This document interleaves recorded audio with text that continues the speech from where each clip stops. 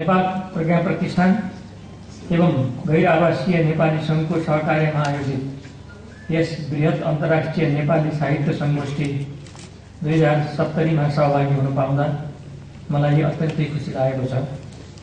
आफ्नो व्यावसायिक कामको सिलसिला र जीवनयापनका लागि नेपालको भूमिभन्दा बाहिर रहेर पनि नेपाल र नेपालीको पहिचान कायम राख्दै आउनुभएका गैर आवासीय नेपालीहरूले नेपाली साहित्य र वाङ्मयको विकास र प्रवर्धन गर्ने लक्ष्यसहित नेपाल आगमनको अवसरमा यस प्रकारको संगोष्ठीको आयोजना गर्नुलाई सकारात्मक रूपमा लिएको छु।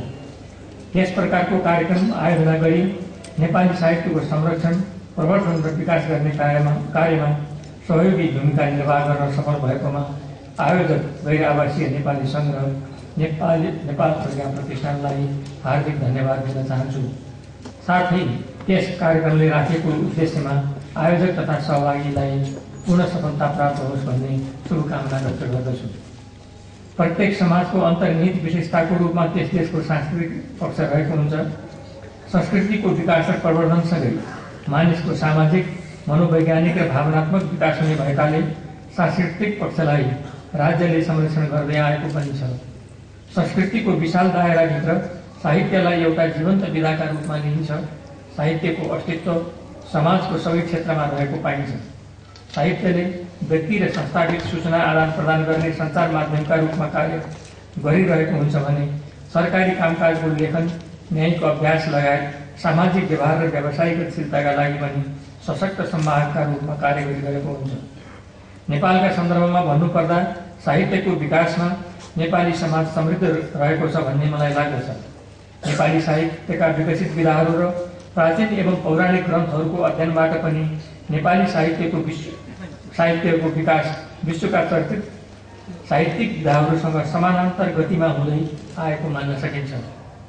नेपाली साहित्यका स्रष्टा र साधकहरूको अथक परिश्रमबाट सृजित उत्कृष्ट रचनाहरू कालजयी रूपमा रहनु र साहित्यको विकासमा नेपाली समाजको रुचि अभिव्यक्त हुनु हामी सबैका लागि प्रेरणादायी रहेको छ।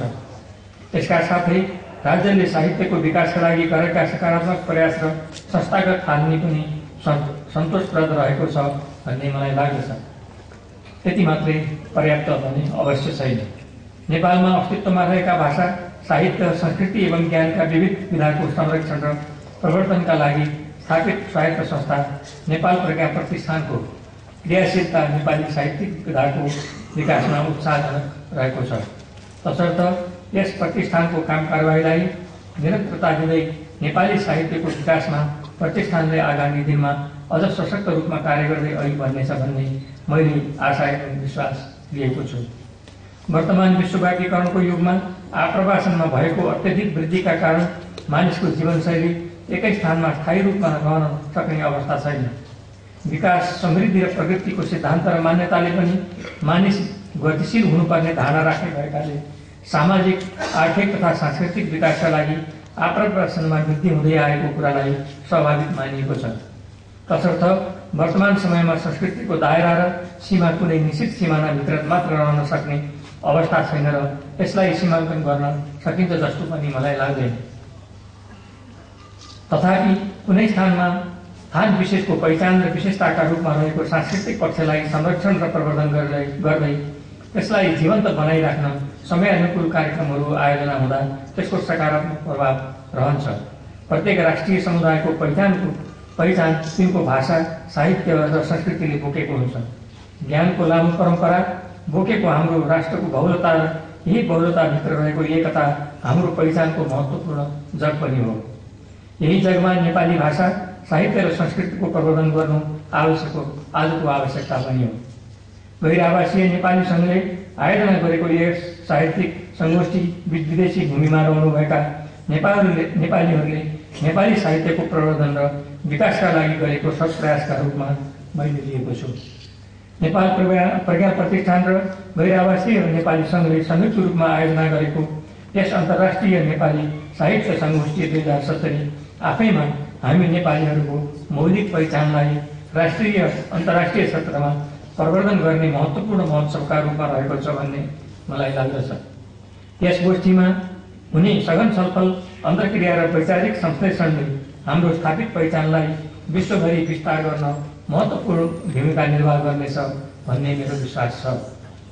गैर आवासीय नेपाली सङ्घको राष्ट्रिय अधिवेशनको पूर्व सन्ध्यामा नियमित रूपमा आयोजना हुने गरेको साहित्य सङ्गोष्ठी यसपल्ट नेपाल प्रज्ञा प्रतिष्ठान समेतको सहकार्यमा भएको तथा आगामी दिनमा नेपाली भाषा साहित्य संस्कृतिका ज्ञानका विभिन्न क्षेत्रको प्रवर्धनमा आयोजक दुई संस्थाले संस्थागत रूपमा नियमित सहकार्य गर्ने गरी साझेदारी पत्रमा भर्खरै भएको हस्ताक्षरबाट मलाई धेरै खुसी लागेको छ। सम्झौता सम्पन्न भएकोमा आयोजक दुवै संस्थालाई हार्दिक बधाई दिँदै यसको सफलतापूर्वक कार्यान्वयनको लागि शुभकामना पनि व्यक्त गर्न चाहन्छु। साथै नेपाली भाषा साहित्य र संस्कृतिलाई विश्वव्यापी रूपमा प्रवर्धन गर्दै नेपाल र नेपालीको पहिचानलाई स्थापित गर्न क्रियाशील गैर आवासीय नेपाली सङ्घमा आबद्ध संस्थाहरूले गरेका उल्लेखनीय गतिविधिहरूको म मुक्त कण्ठले प्रशंसा गर्न चाहन्छु। वास्तवमा आज कतिपय नेपाली दिदी बहिनी तथा दाजुभाइहरूले विदेशमा आर्जन गरेको सिप, पुँजी र अनुभवलाई नेपाली भूमिमा लगानी गरी नेपालको समृद्धिका लागि कार्य गर्न इच्छुक हुनुहुन्छ।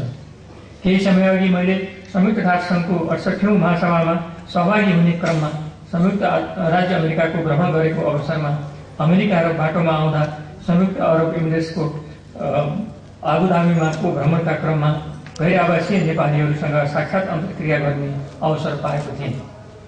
सो अवसरमा नेपाली दिदीबहिनी तथा दाजुभाइहरूले नेपालमा सहज वातावरण भएको अवस्थामा नेपालमा नै रहेर देश निर्माणका लागि कार्य गर्न इच्छुक रहेको धारणा व्यक्त गरेको कुराले मलाई धेरै छोएको छ र उत्साहित पनि बनाएको छ। तर नेपालमा लगानी मैत्री र सहज कार्य वातावरण नहुँदा नेपालमा श्रम गर्न चाहने हाम्रा आफ्नै नेपालीहरूलाई पनि प्रोत्साहन गर्न नसकेको अवस्थाबाट केही दुःख पनि लागेको छ। तसर्थ कुशल सामाजिक वातावरण निर्माणको इच्छा र आकांक्षा पूरा गर्नका लागि नेपालमा राजनीतिक स्थायित्व कायम गर्नुपर्ने आवश्यकतालाई गैर आवासीय नेपालीहरूले समेत उच्च महत्त्व दिनुभएको छ भन्ने मेरो बुझाइ रहेको थियो र छ। यस्तो अवस्थामा आजको हाम्रो प्रमुख उद्देश्य भनेको विद्यमान राजनीतिक संक्रमणको अन्त्य गरी राजनीतिक स्थायित्व कायम गर्नु रहेको छ। यस कार्यमा आगामी मङ्सिर 4 गतेका लागि निर्धारित संविधान सभा निर्वाचन सफल बनाउन नै अहिलेको हाम्रो एकमात्र ध्येय बनेको छ। गैर आवासीय नेपालीहरूको यस बेलामा यहाँहरूसँग आज मलाई के भन्न मन लागिरहेको छ भने यहाँहरूले पनि नेपालमा रहनुभएको यस अवसरमा र निर्वाचनमा जहाँ रहनुहुन्छ त्यही स्थानबाट पनि आगामी निर्वाचनप्रति सकारात्मक भई र सकारात्मक सन्देश दिई निर्वाचनलाई सफलतापूर्वक सम्पन्न गर्न आफ्नो भूमिका निर्वाह गरिदिनु होला भन्ने मलाई आशा छ। यहाँहरूको भूमिका निर्वाचनलाई सफल बनाउन सहयोगी हुनेछ भन्ने मैले विश्वास पनि लिएको छु। अन्त्यमा नेपाली साहित्यको प्रवर्धन गर्ने लक्ष्यसहित आयोजित यस सङ्गोष्ठीले नेपाली साहित्यको विकासमा महत्त्वपूर्ण योगदान गर्न सफल हुनेछ भन्ने विश्वासका साथ यस गोष्ठीको पूर्ण सफलताको कामना गर्दछु।